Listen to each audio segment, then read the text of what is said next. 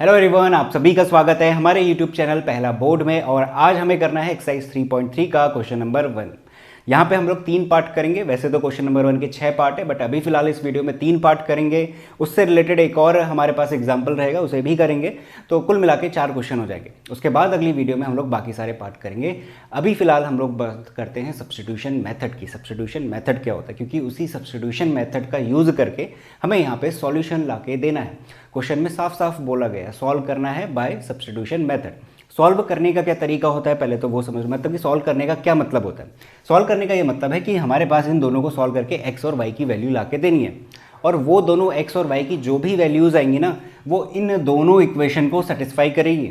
Satisfy का क्या मतलब होता है, left hand side right hand side के बराबर आएगी। इस चीज़ को भी मैं वेरीफाई करवा दूंगा, बट सॉल्यूशन का क्या मतलब होता है वो चीज़ ध्यान से आप लोग नोट डाउन कर लेना।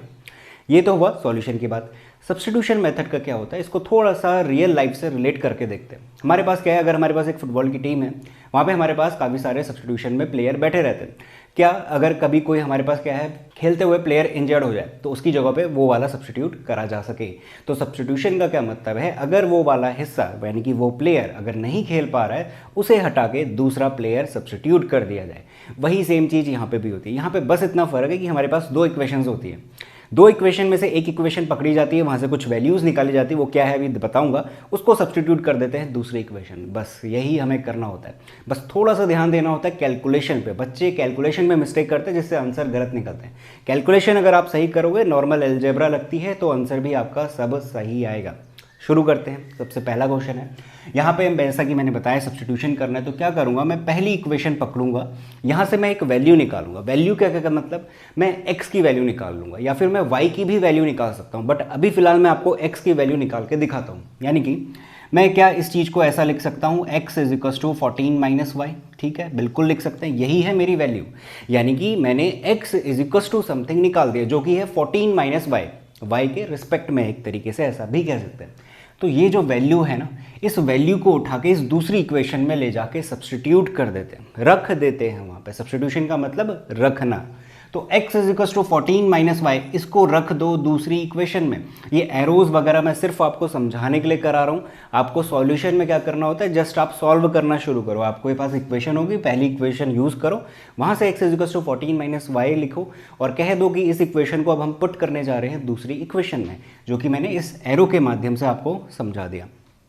अच्छा, अगर मैं इसको यहाँ से पुट करूँगा तो कैसे करूँगा, देखो x minus y is equal to 4 है, x इज इक्वल टू कितना है 14 माइनस वाई, यानी कि ये जो x की वैल्यू है, ये वैल्यू उठा के मुझे इस x की जगह पे रखनी है। यही होता है substitution. x is equal to 14 minus y है, यहाँ x की जगह पे मैं 14 माइनस वाई रख दूंगा। ये मैंने सब्स्टिट्यूट कर दिया, मैंने पटक दिया। अब बाकी सारी चीज़ें जैसी है वैसी ही नोट डाउन करो, उसमें कोई भी छेड़छाड़ नहीं करनी है। यानी कि x माइनस वाई, तो माइनस वाई मैं लगाऊंगा क्योंकि इस x की जगह पे तो मैंने 14 माइनस वाई रखा हुआ है, और पीछे से सब कुछ वैसा ही चलेगा। तो माइनस वाई और इज इक्वल टू कितना है, 4 है। अब सॉल्व कर लो। 14 वेरिएबल के साथ ऐड होगा तो कितना होता है, 2y is equal to 4। Number के साथ होगा तो minus 2y is equal to 4 minus 14, तो minus 2y is equal to plus minus कितना हो जाएगा, माइनस का 10 cancel out, y is equal to कितना 5। यही कह रहा था कि कैलकुलेशन में मिस्टेक होती है। कैलकुलेशन आपको अच्छे से करनी आनी चाहिए, कहाँ पे प्लस करना है, कहाँ पे माइनस करना है, कहाँ पे डिवीजन देना है। तो अगर आपको ये सब आता है तो आप कर ले जाओगे। तो y इज इक्वल टू कितना मिल गया, 5 मिल गया। अब क्या करोगे, अब देखो अभी फिलहाल मेरे पास सिर्फ y की वैल्यू मिली है, मुझे x की वैल्यू नहीं मिली है, मुझे x की भी चाहिए। दोनों की जब वैल्यू निकलती तभी माना जाता है कि सॉल्यूशन निकला है हमारा। तो y इज इक्वल टू 5 निकलने पे अब क्या करना है, अब आप एक काम करो, क्या करते हैं कि पहली और दूसरी इक्वेशन में किसी में भी जाओ, वहाँ पे y की वैल्यू रख दो और x निकाल लो। या फिर मैं एक काम करता हूँ, जब मैंने x को y के रिस्पेक्ट में लिखा हुआ है, यहाँ पे मैं अगर y की वैल्यू रख दूँ, देखो ना सिंपल सा लॉजिक है, x is equal to 14 minus y रखा हुआ है, y की जगह पे मुझे वैल्यू पता है, अगर मैं y की जगह पे 5 रख दूँ तो 14 माइनस 5 जो कि हो जाएगा हमारे पास कितना 9, तो x इज इक्वल टू कितना आ जाएगा हमारे पास 9 आ जाएगा। इसी के साथ ही सॉल्यूशन आ गया। सॉल्यूशन क्या है, सॉल्यूशन ये आया है कि x की वैल्यू 9 है और y की वैल्यू कितनी है, 5 है। अब मैंने आपको बोला कि सॉल्यूशन का ये मतलब है कि ये सॉल्यूशन इन दोनों इक्वेशन को सेटिस्फाई कर रहे होते हैं। करके देखो, देखो कैसे, x plus y is equal to 40, ये जस्ट वेरिफिकेशन है, ये नहीं करना होता है आपको। मैं बस सॉल्यूशन क्या होता है उसका मतलब बता रहा हूँ, ये आपको नहीं करना। X plus y is to 14, मैं इसमें रखता हूँ 9, पहले 9 रखते हैं, 9 प्लस 5, 9 और 5 दोनों रखने पड़ेंगे ना, एक्स की जगह पे 9 और वाई की जगह पे 5, तो 14 इज टू 14, ठीक है, वेरीफाई हो रहा है, यानी कि पहली इक्वेशन में ये दोनों वेरीफाई कर रहे हैं। दूसरी इक्वेशन में रख देते हैं, दूसरी इक्वेशन में क्या है, एक्स माइनस वाई यानी कि 9 माइनस 5 इज टू 4 के बराबर, और ये होता भी 4 के बराबर है, तो 4 इज टू 4, ये भी वेरीफाई हो रहा है, यानी कि ये दोनों के दोनों इन दोनों इक्वेशन को एक साथ क्या कर रहे हैं, वेरीफाई कर रहे हैं, ये लेफ्ट हैंड राइट हैंड के बराबर आ रही है, यही है सॉल्यूशन का मतलब। अगेन बता दो, ये चीज़ आपको नहीं करनी होती, आपको बस सॉल्यूशन लाकर रखना होता है, दैट्स इट, यही हमारा काम है। इसी के साथ क्वेश्चन नंबर 1 कंप्लीट होता है। इसका दूसरा पार्ट है, उसको हम सॉल्व करते हैं। तो दूसरा पार्ट करते हैं, दूसरे पार्ट में भी हमें सब्स्टिट्यूशन करना है, बस यहाँ पे फ़र्क ये है कि वेरिएबल चेंज करते हैं। वेरिएबल चेंज होने से आपको घबराना नहीं है, पिछले क्वेश्चन में एक्स और वाई थे, इस बार एस और टी है, करेंगे वही। तो लेते हैं, सबसे पहले देखो ये पहली इक्वेशन में मार्क कर रहा हूँ, ये दूसरी है, दूसरी इक्वेशन को थोड़ा सा स्टैंडर्ड फॉर्म में चेंज कर देते हैं, यहाँ पे फ्रैक्शन वगैरह है तो यहाँ पे एलसीएम लेके इसको करा जा सकता है। एलसीएम में मैं 6 लेता हूँ, तो 3 2 जा 6 यानी कि 2s प्लस 2 3 यानी कि 3t is equal to 6, cross multiply होगा तो 2s plus 3t is equal to कितना हो गया 36, ये हो गई मेरे पास दूसरी इक्वेशन। तो दूसरी वाली हमारे पास इसको मान लेते हैं, ठीक है, वही है, एक तरीके से कैलकुलेशन ही करिए जस्ट। अब सॉल्व करना शुरू करते हैं। सॉल्व के लिए मैंने क्या बताया हुआ है, सॉल्व के लिए बताया कोई भी आप इक्वेशन पकड़ो, ऐसा कोई ज़रूरी नहीं कि पहली वाली से ही करना होता है, दूसरी तीसरी किसी में से भी कर सकते हो। तो मैं पहली वाली ही ले लेता हूँ और यहाँ से एस की वैल्यू निकाल लेता हूँ, और आप टी की वैल्यू भी निकाल सकते थे, फिर टी की वैल्यू यहाँ रख दोगे, बट मैं एस पे काम कर रहा हूँ तो मैं एस में ही कर लेता हूँ। तो एस इज इक्वल टू कितना होगा 3 प्लस टी, ये मेरे पास क्या आ गई, एस की वैल्यू आ गई। अब जैसे ही ये मिला, पहली इक्वेशन में से मिला, पहली इक्वेशन से मिला है, हम पटकेंगे कहाँ पे, दूसरी इक्वेशन में रखेंगे। तो सब्स्टिट्यूशन कहाँ पे करना है उस बात का ध्यान रखना, ऐसा मत करना कि यहाँ से आपने निकाला और इसी इक्वेशन में रख दिया, तब तो आंसर गलत मिलेगा। तो हमें दूसरी इक्वेशन में रखना चाहिए, तो दूसरी में रखते, ये मैंने एरो बना दिया, आपको एरो नहीं बनाने हैं, आपको प्रॉपर लिखना है। तो S is equal to 3 plus T, जहाँ पे एस दिख रहा है वहाँ पे ले जाके रख दो, बाकी सारी चीज़ें उस एस के साथ जुड़ी हैं नहीं जुड़ी हैं, जैसा भी है आपको एज इट इज़ उतार देना है। देखो कैसे, S is equal to 3 plus T है, बट मुझे तो यहाँ पे 2s नज़र आ रहा है, तो 2 मुझे वैसे ही लिखना चाहिए, और s जो भी है वो लिख दो, यानी कि 3 प्लस टी, फिर प्लस का कितना 3t इज इक्वल टू कितना 36, तो जैसा था वैसा ही लिखा, सिर्फ और सिर्फ s की जगह पे वैल्यू ले जाके रखी है। सॉल्व करते हैं, मल्टीप्लाई करो, 6 प्लस ये हो जाएगा 2t plus 3t is equal to 36, दोनों को ऐड करते हैं, ये हो जाएगा 5t plus 6 is equal to 36, और 5t is equal to 36 minus 6 30 हो जाएगा, डिवाइड करूंगा 5 6 चले जाएगा, तो t की वैल्यू मिल गई। t की वैल्यू मिल गई, काम पूरा नहीं हुआ है, s की वैल्यू भी चाहिए, यहाँ पे ले जाके पुट कर दो। तो t की वैल्यू पुट कर देते हैं, हमारे पास s इज इक्वल टू आ जाएगा 9, 6 प्लस 3 कितना होता है 9 होता है। तो कैलकुलेशन अगेन बेहद इंपॉर्टेंट है। तो s की वैल्यू मिल गई हमारे पास 9 और t की वैल्यू मिल गई 6। इसी के साथ ये क्वेश्चन यहीं पे खत्म होता है, इसके अलावा आपको कुछ भी नहीं करना, यही है सब्स्टिट्यूशन करने का तरीका। अब देखो यहाँ पे क्या प्रॉब्लम अराइज होती है, प्रॉब्लम नहीं कहूँगा, एक थोड़ा सा नज़रिया है, एक साइड, ये भी ज़रूर देखना। अभी तक का जो पहली और दूसरी एक्सरसाइज हमने करी थी, वहाँ पे ग्राफिकली सॉल्यूशन निकाले थे, 3 कंडीशन मिल रही थी जब भी हमारे पास पेयर ऑफ लीनियर इक्वेशन होता है। क्या क्या कंडीशन थी, या तो लाइन इंटरसेक्ट करेंगी, इंटरसेक्ट नहीं कर रही तो पैरेलल होंगी, नहीं तो कोइंसिडेंट मिलेंगी, और उसके रिस्पेक्ट में सॉल्यूशन कैसे मिलेंगे, अगर इंटरसेक्टिंग है तो यूनिक मिलेगा, ये वर्ड ध्यान रखना, अगर इंटरसेक्टिंग है तो यूनिक सॉल्यूशन मिलेगा, अगर पैरेलल है तो कोई भी सॉल्यूशन नहीं मिलेगा, और अगर कोइंसाइड कर रहा है तो इन्फाइनाइटली मैनी सॉल्यूशन मिलेंगे। तो क्या वो सारी बातें ग्राफ तक ही सीमित थी, क्या वो एल्जेब्रिक सॉल्यूशन में अप्लाई नहीं होती? एल्जेब्रिक सॉल्यूशन यानी कि जो हम कर रहे हैं, हम एल्जेब्रा का यूज़ कर रहे हैं, ये पहली एक्सरसाइज है सब्स्टिट्यूशन मेथड, इसके बाद एक और आएगी, फिर एक और आएगी, तो ये सारे एल्जेब्रा है। तो यहाँ पे हमारे पास क्या करें, कैलकुलेशन जो मैथ्स है एक्चुअल, उसका यूज़ करके हम सॉल्यूशन लेके आ रहे हैं। तो क्या यहाँ पे ऐसा नहीं देखने को मिलेगा कि कभी हमें यूनिक सॉल्यूशन मिले, कभी हमें इन्फाइनाइटली मैनी सॉल्यूशन मिले, कभी हमें सॉल्यूशन देखने को ही ना मिले? तो अगर ऐसा हो रहा होगा तो हम कैसे पहचानेंगे? तो उसका एक तरीका है, मैं वही सेम चीज़ आपको बताऊंगा, मतलब कि वो सारी चीज़ मैं आपको क्लियर करवा रहा हूँ। अभी तक का जो पहला क्वेश्चन हमने सॉल्व करा और ये जो दूसरा क्वेश्चन हम सॉल्व करके लाए हैं, ये कौन से केस हैं? ये यूनिक सॉल्यूशन के केस हैं। ध्यान रखना, हमें लिखना नहीं है, बट फिर भी जस्ट अंडरस्टैंडिंग के लिए, क्योंकि अभी जस्ट तीसरा एक क्वेश्चन मैं करवाऊंगा, वहाँ पे फिर प्रॉब्लम अराइज हो सकती है, वहाँ पे हमारे पास सॉल्यूशन नहीं मिल रहा होगा। देखो कैसे पहचानना होता है। तो ये यूनिक सॉल्यूशन है, क्योंकि एस की एक वैल्यू मिली, टी की एक वैल्यू मिली। इससे पिछले वाला क्वेश्चन था, वहाँ पे एक्स की एक वैल्यू और वाई की एक वैल्यू मिल रही थी। तो कौन से केस हुए? यूनिक सॉल्यूशन के केस हुए। अब इसके बाद मैं आपको एक क्वेश्चन करवा रहा हूँ, एक एग्जांपल है, आपकी एनसीईआरटी का है।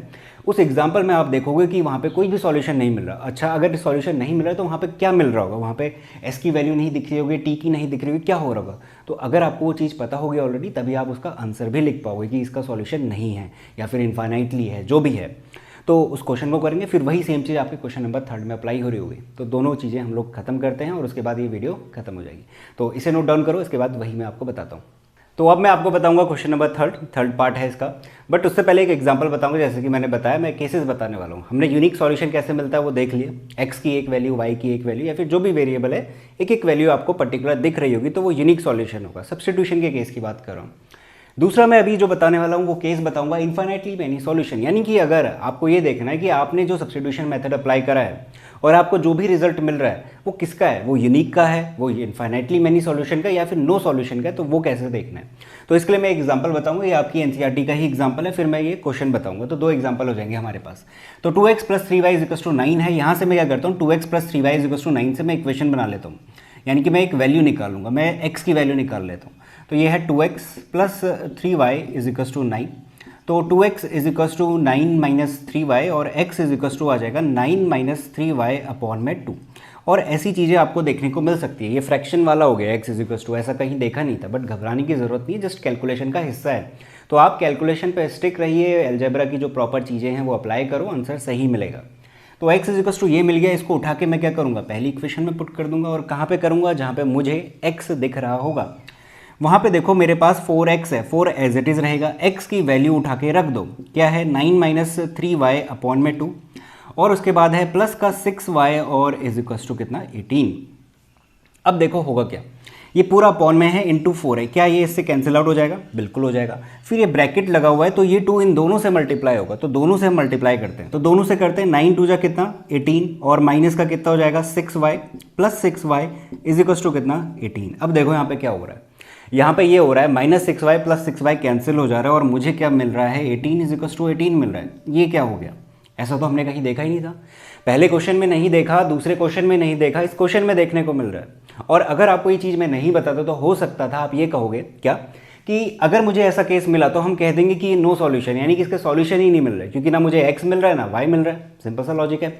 बट आप ऐसा नहीं कहोगे, आप क्या कहोगे, इसका इनफाइनाइटली मैनी सॉल्यूशन मिल रहा है। क्योंकि इसका क्या रीज़न है, जब भी आपको सॉल्व करते हुए कुछ ऐसा रिजल्ट मिल रहा है जो मैथमेटिकली ट्रू है। मैथमेटिकली ट्रू कहने का मतलब 18 बराबर होता है 18 के, ये सही बात है, मैथ्स में ये सही बात है। अगर मैं यहाँ पे कहता कि 18 अगर मैं यहाँ पे ये कहता कि 18 = -18 है, वो गलत हो जाता, वो मैं फॉल्स स्टेटमेंट कही जाती। बट ये क्या है, ट्रू है, ये सही बात है। तो अगर आपका कभी ट्रू रिजल्ट मिल रहा है, ये रिजल्ट कहूँगा मैं क्योंकि ये सॉल्यूशन तो मिला नहीं है हमें, ये अगर रिजल्ट मिल रहा है जो मैथमेटिकली ट्रू माना जाता है, तो आप वहाँ पे कहोगे कि इनफाइनाइटली मैनी सॉल्यूशन मिल रहे हैं।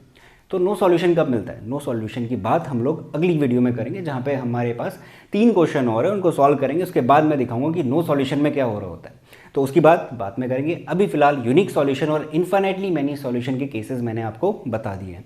तो ये है इनफाइनाइटली मैनी केसेस का। ये जो एग्जाम्पल है ना, ये जो क्वेश्चन है मतलब तीसरा वाला, ये इसी का है। यानी कि यहाँ पे इनफाइनाइटली मैनी सॉल्यूशन मिलेंगे। कैसे मिलेंगे, देखो 3x - y = 3 है, इसको मैं सॉल्व करता हूँ, यानी कि x की वैल्यू निकाल लेते हैं। तो 3x कितना 3 + y, y मैंने उधर भेज दिया। x है 3 + y, अपॉन में मैंने 3 भेज दिया, ठीक है। इसको उठा के इस इक्वेशन में पुट कर दो, जहाँ पे मेरे पास x रखना है। तो 9 × में x कितना है 3 + y, अपॉन में कितना 3, माइनस का 3y = कितना 9। 3 3 जा कैंसिल आउट, मल्टीप्लाई करो, 3 3 जा 9 + 3y - 3y = 9, ये कैंसिल आउट हुआ, 9 = 9। अब ये जो रिजल्ट आपको मिला है, क्या ये मैथमेटिकली ट्रू है? हाँ सर, बिल्कुल ट्रू है। तो अगर ये ट्रू है तो आप कहोगे इसके इनफाइनाइटली मैनी सॉल्यूशंस मिलेंगे। आप ये नहीं कहेंगे कि ये नो सॉल्यूशन हमें दे रहा है, आप कहोगे इनफाइनाइटली मैनी सॉल्यूशन दे रहा है। तो यही इंपॉर्टेंट चीज़ है। यहाँ पे बच्चे अक्सर मिस्टेक करते हैं, ये सारी आपकी काम की बातें हैं, इसको नोट डाउन करिए। इसके बाद हम लोग मिलेंगे अगली वीडियो में। अगर ये वीडियो पसंद आई है तो इसे लाइक कर देना, चैनल को सब्सक्राइब कर दो, और अपने दोस्तों के साथ इसे शेयर भी कर सकते हो, ताकि आगे आपको ऐसा ही कंटेंट मिलता रहे। तो इसी के साथ ख़त्म करते हैं, and thank you so much for watching this video.